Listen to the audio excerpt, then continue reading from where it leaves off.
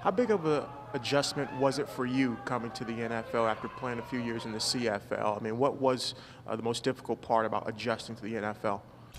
Probably the new position. When I was up there, I was playing mainly a traditional defensive end, 4-3 DN, and coming down here now playing a linebacker more so. That was probably the biggest jump. But other than that, it's football. I don't know if everybody's seen any CFL games, but it's football like any other. Out there hitting and blood, sweat, and tears on the field and all that. So, other than that, it was pretty simple. You had the choice to kind of, when you were coming out of the CFL, what teams you wanted to talk to or possibly be a destination for you. What was it about Miami that stuck out the most?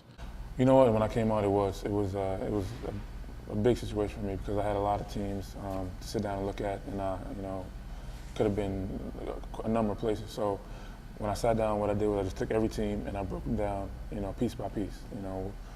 The coaching staff, the opportunity, the players, the city, everything. And when I put Miami up against all the other teams that I had, they just stood out.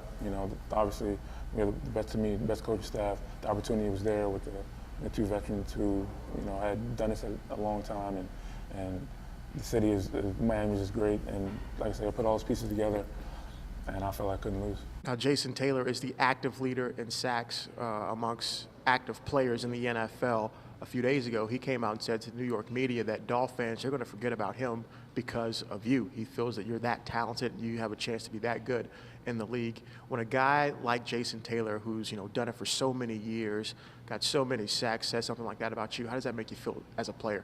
You know what? It's definitely an honor. To hear something like that coming from a guy of his caliber, and it's a feeling that I've had for myself too. I've always been one of those guys who was never satisfied. Who always wanted more.